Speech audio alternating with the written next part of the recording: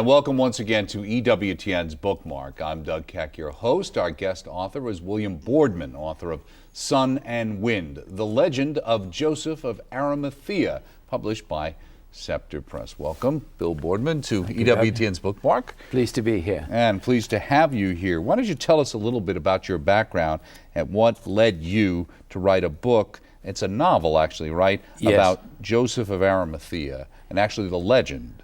Yes. Well, I was in England, and the head of Opus Dei at the time was called Don Alvaro del Portillo. And I tried to get him to Glastonbury because I was always interested in Glastonbury. And Glastonbury is very important for people who know. Yes, related it's a to little Joseph. place near Bristol. Yes, this is Avalon, the reputed seat of King Arthur. Oh, okay. And the legend states that Joseph of Arimathea brought the Holy Grail to Avalon. And so Melgwyn of Llandaf in 450 AD said that Joseph of Arimathea came to Avalon and died in Avalon.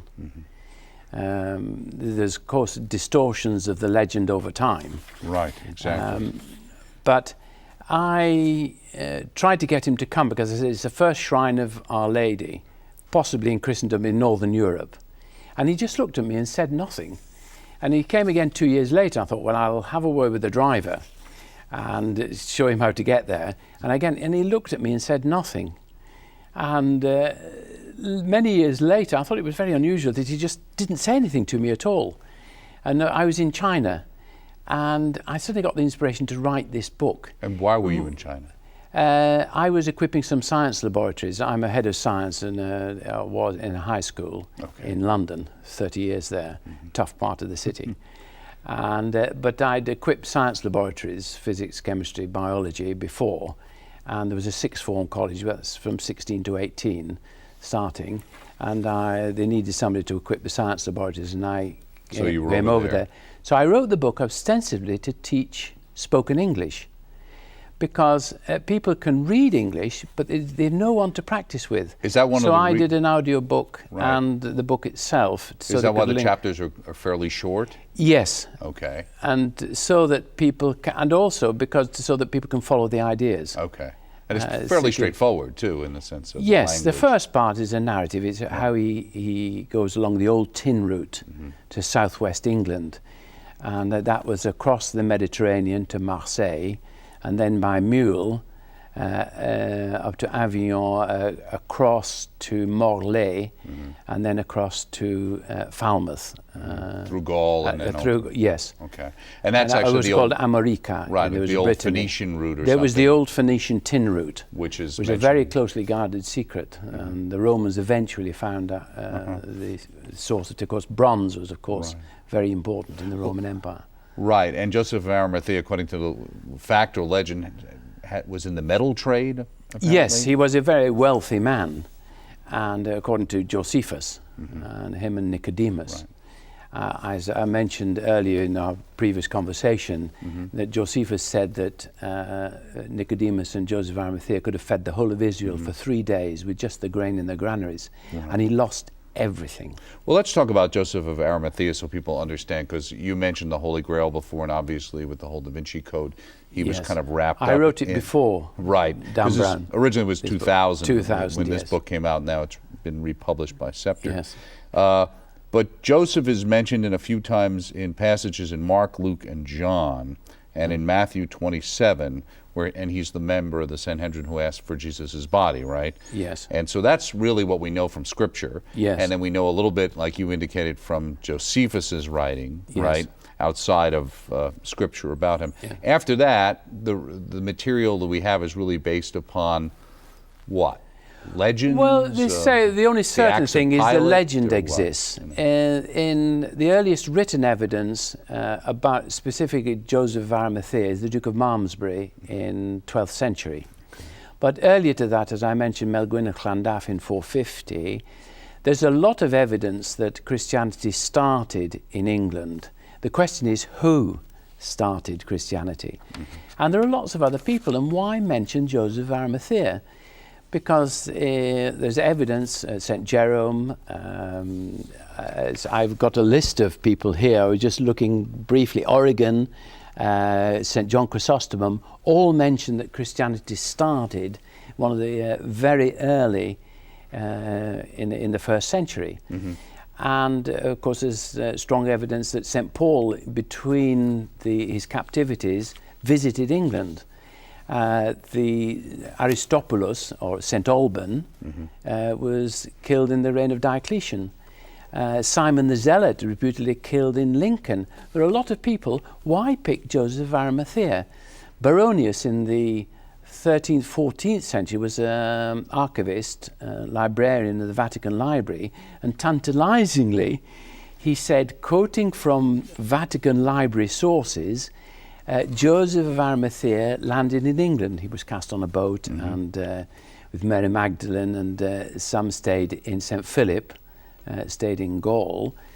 But an earlier writer said that, I forget his name now.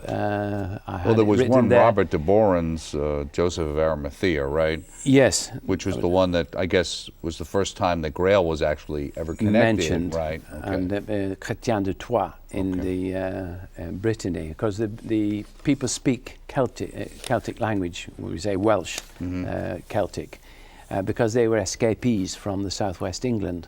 So what was it about Joseph of Arimathea's story and this connection to England that made you decide to write this book, which was used to help people, read English, let's say, or learn English? Well, I wrote it because it was an English legend.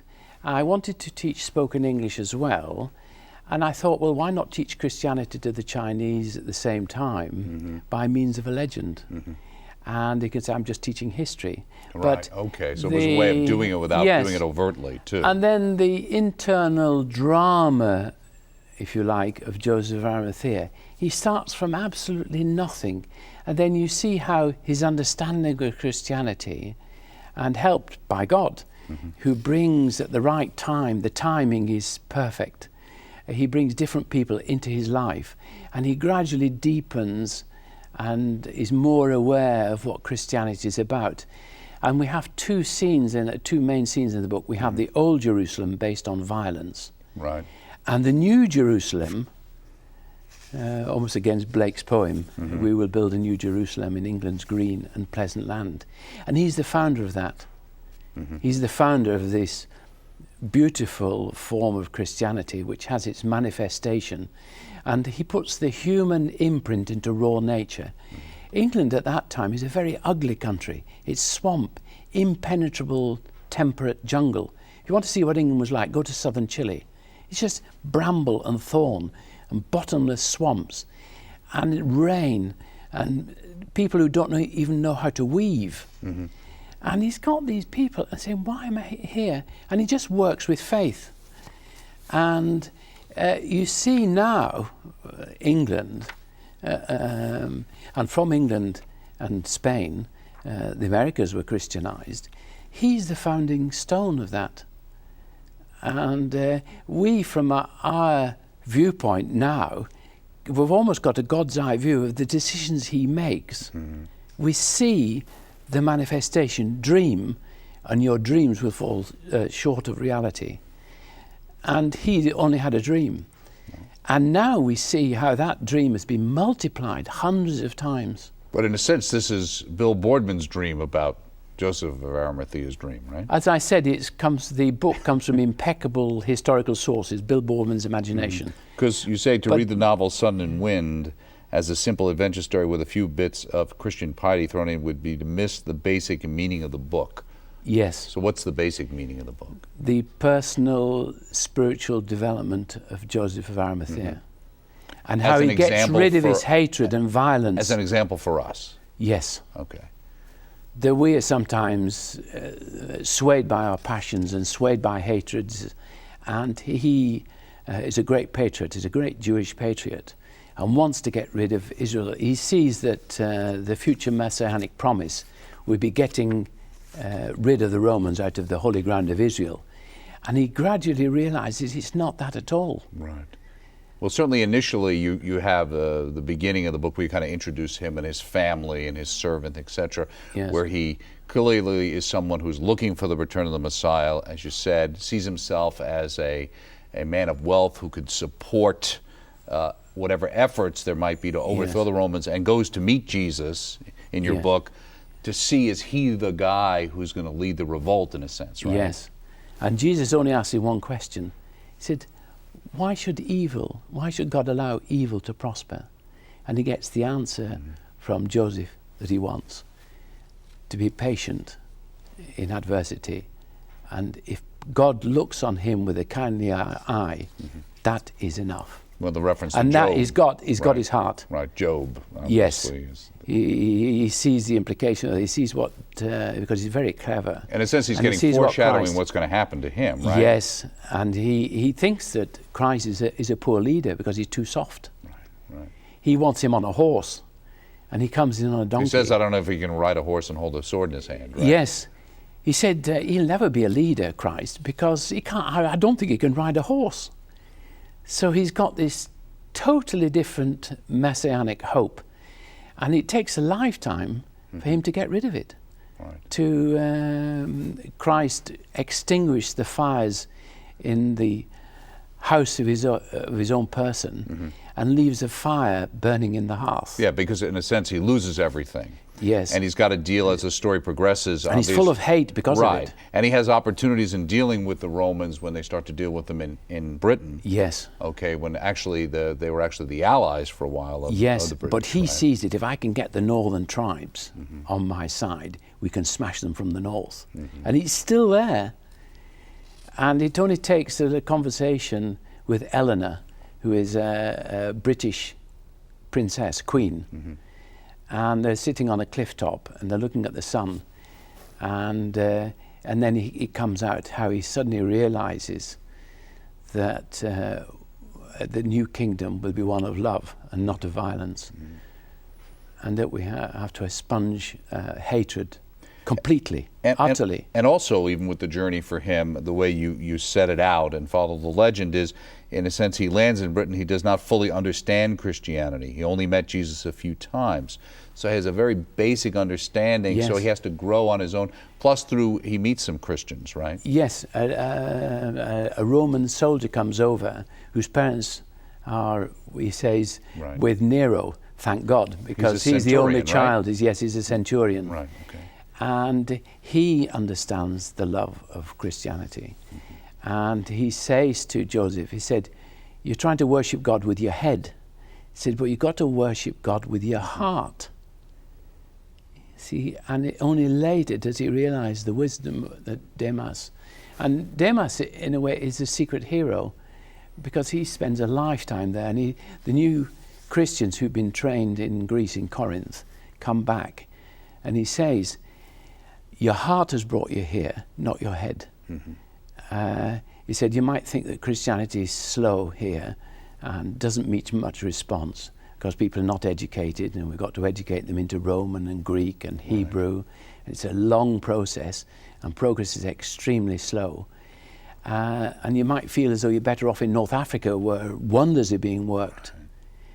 No, he said, but you're here, and a country which is hard wood takes the nails of Christ crucified, and because of that they can bear heavy weight. But if it's soft wood, it will come out easily. Well, it's interesting you mentioned it, obviously, because at the end of the book you have a historical note for those not familiar with European history, kind of talking about how, in a sense, Christianity spread to Ireland and to the northern Europe basically out of St. Patrick Britain. was a Roman citizen. Right, but that North Africa became locked in heretical disputes and largely succumbed to Islam. So yes. You see, so from hindsight, you see that from small beginnings, provided those foundation stones are firm, they can support a heavy building. But if the foundation stones are not firm, and you see the advice that he gives to some other, I don't want to mention it in the book because it'll spoil the book. That's okay. But the advice he gives about training, how you've got to be really well formed in Christianity, so that you can bear a great weight. And you have the Nebudat Quananabit. If you don't have If you don't have anything, you can't give anything. Right. So you must have before you can give. And you also have him actually juxtaposed, as you mentioned before, and said he's a very intelligent man. Yes. And so he's kind of dealing, as you said, with these people who aren't obviously, in a sense, educated, wise, intelligent. No. But even, I think it's Eleanor who takes offense. Yes, she's another extremely intelligent person. And the two of them work out what Christianity is, along with Demas. Mm-hmm. Now, what is it? It was interesting where he decides, when he's first exploring his Christianity, when he's in Britain, he talks about, wants to make a symbol, like a snake's head with a cross, or yes, Christ's because head. he understands a symbol. And of course, in the Jewish village, you can't make images. But there's one, which is the snake. Mm-hmm. When Moses put a snake in the devil on a stick. And when people contemplated that, they got rid of their venom. And Joseph sees this as figurative, that contemplating, now it prefigures the cross, and contemplating that, you can get rid of the venom of hatred. And this is the conversation that he has with the children. Right. And so it prefigures the cross. But he's also criticized because of the classic thing where they're saying, well, you know, if you had really ever seen a crucifixion, you wouldn't be using a cross as a symbol, right? Yes. This is a rough guy who comes in and right. and he describes what a real crucifixion is. And he's actually seen the crucifixion. Why did you put in that whole thing about the mines and helping out the guys who were in the mine? He talks about how he kind of strikes that deal with the mine owners to let the guys out one day a week, etc. Yes. This symbolizes man locked in the old law and in the old paganism and the viciousness. And it's almost a discrete attack on Darwin, survival of the fittest. That was a side swipe at Darwin, that book. And here, this is what survival of the fittest gives you. A mine where people are fighting and handing down what they don't want themselves. Right. And the utter viciousness and the utter lack of hope. Because pure materialism destroys hope. Yeah, because they scream because they just go on, they know they're going to be in darkness forever, right? Forever. And then when you die or you're weak, you're eaten by the rats. Right. You're just thrown in one part right. of the mine. Right. And the Christian light comes with Joseph of Arimathea, and the shadows fall right. as he walks through the tunnels. The shadows fall to the ground. Mm-hmm. And also, even the idea of taking kind of like the pagan customs and Christianizing them. I know in one chapter entitled The Chief Bard, at your winter solstice, I want you to use the holly and the mistletoe as symbols of Christ's wounds, the holly berry for the blood of Christ and the mistletoe for the face of Christ, the face that loved us unto death. I know these plants have deep significance for you in your religion, but I'm asking you to give these symbols to Christ. Yes. And of course, that's probably the mistletoe symbolizes the face of Christ.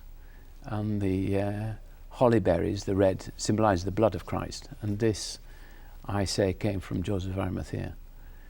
And because it was a very old Celtic symbol, that mistletoe was sacred and sacred trees.